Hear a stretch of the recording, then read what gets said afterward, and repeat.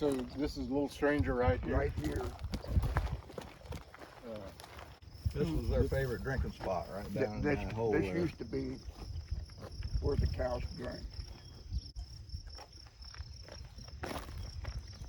Is this mostly just runoff fed, or is there some springs up there? I had a lot of springs. Are there?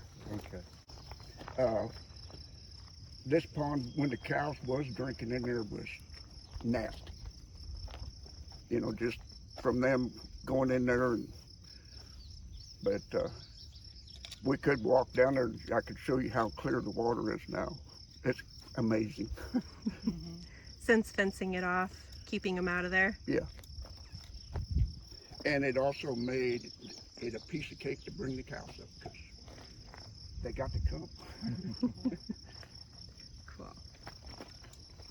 The water line for the new site runs right down through here and then on up the hill.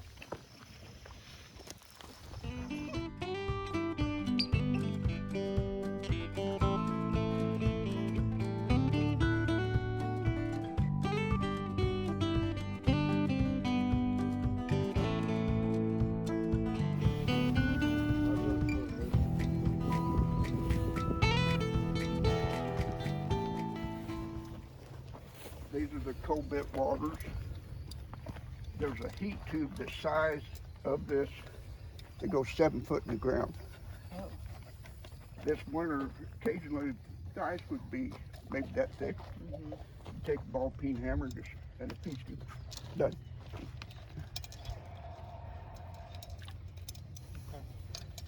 I've seen 3 cows at the same time drinking. Well, they go through the water this time of year for sure. Huh? They go through the water this time of year for sure. But Will's idea was to put this hydrant in out here, which is very good because we clean these out occasionally. They'll get that. Will comes up with one every once in a while, doesn't he? This the footprint's pretty small. Huh? The footprint here is pretty small for what I'm used to. And there's no concrete pad or anything. There's that fabric. Geotech fabric right here. Yeah, this is probably the only wintertime insulated water that you can get that you don't have to have the expensive Pad. concrete. But yeah, that probably made a bit. Nowadays, that was probably different. Yeah, it adds to it. It's not- This is the condition. Every year we'll put a little more gravel around it, but So one of the special things about this one too is just the way it's all set up. All the valves and plumbing is underneath the water in that heat well. And although it will freeze on the top, you don't have nearly as much problem with the plumbing up and the valve down there freezing up. I think so much of it I took a Richie out and put another one in up at the feed yard. The ones I grew up with were square. What's the advantage of the rounded ones? They don't rub on them as much and Well, stuff. Well, that makes sense. The hole is going to be round usually So if you they, just build them drill around it that. drill it in. The other style isn't that bad as long as you have enough cattle coming to it all the time. It's because there's always fresh water coming in. And Yeah. where these can fit in the work that we're doing is lots of times, you know, the people we're working with are doing more intensive groups and they're moving from one place to the other.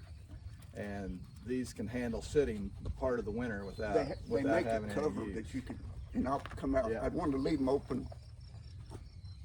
So yeah, it just bolts.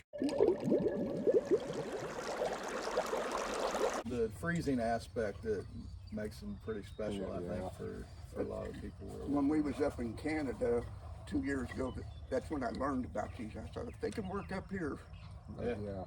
yeah, but instead of 7 feet, they're more like 10 feet. Yeah.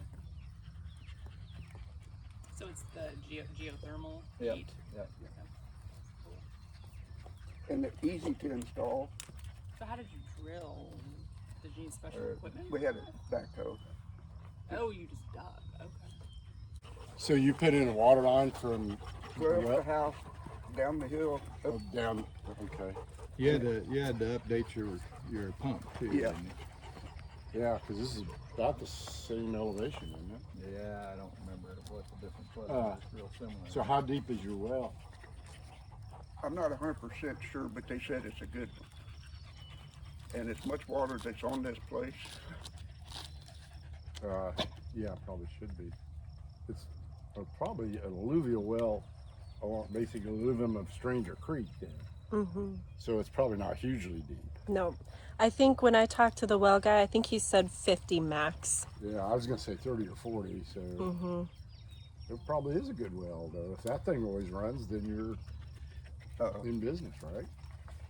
it's we put in a larger pump and a larger pressure tank, and Doesn't have any trouble. it's never been. So how many cattle do you water out of these at a time, man? There'd be 60 to 70 mama cows in the wintertime. Wow, quite a few. And you don't hear the well run that much. Pond. It's usually early morning and then. And it keeps up okay, huh? Mm-hmm. That's interesting. And pretty minimal cleaning, right? Huh? Pretty minimal cleaning when you have to clean this out. Since I've installed them, I've done it twice.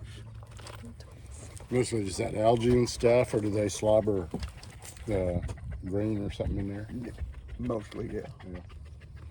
But they're real easy to clean out. You just reach down and hold this ball up with the wire, dip the water out, you pull this whole thing up out of there, then you can shut it off.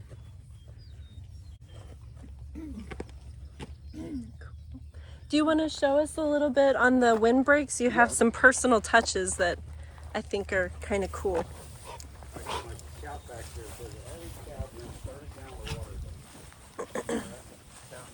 So this is the windbreak is kind of a fancy for the cattle, right? Because we took away their shelter down there during the winter, right? Those really harsh winds that we get.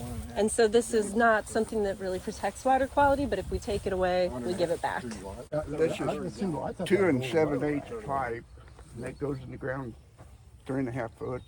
Oh, okay. Then they're Depends a lot on, concreted in. what their forage is. This what the 2.5 weather- inch tubing is what they call and whether seconds. they're nursing It'll or have a reproductive stage at all. Bad spot in it, like right here. Oh, okay. They can't sell it as number ones, but you can buy it. You know, moisture in what they're Makes eating. a difference. And we welded that to these posts. This angle iron had this windbreak up, and we didn't put these on. One of the cows just crinkled at 10 one night. Just so this is a must. Yes, protection. Okay. And you can tell that they Like to rub on it. Well, the location of the windbreak in relationship to the water, you got to consider two things, and you got to just kind of decide what your happy medium is. One is the closer it is, the more it's going to protect the water, and you're going to have less of the issues with things freezing up.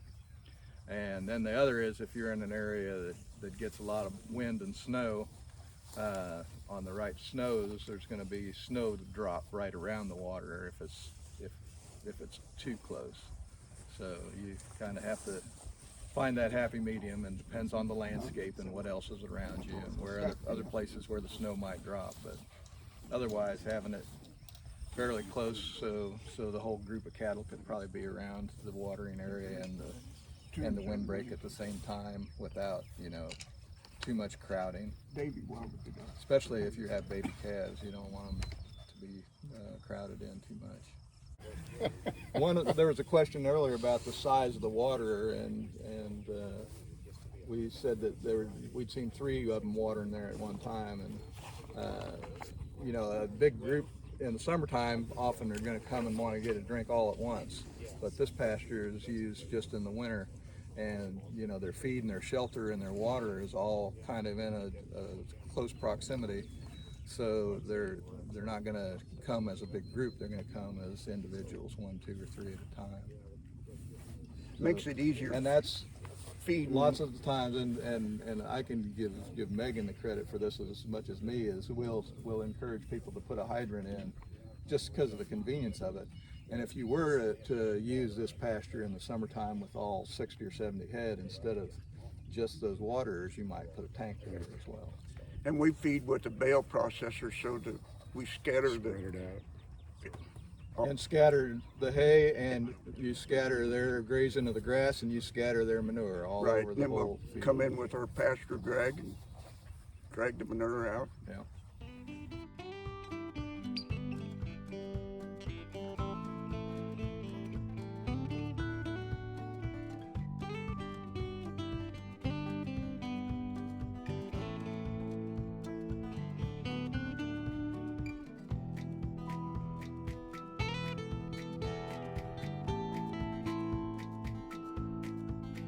Thank you for watching our video.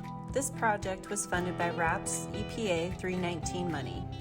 Thank you to our wonderful Stakeholder Leadership Team for their constant guidance. For more information, please contact Megan Rush, the Lower Kansas River RAPS Watershed Coordinator.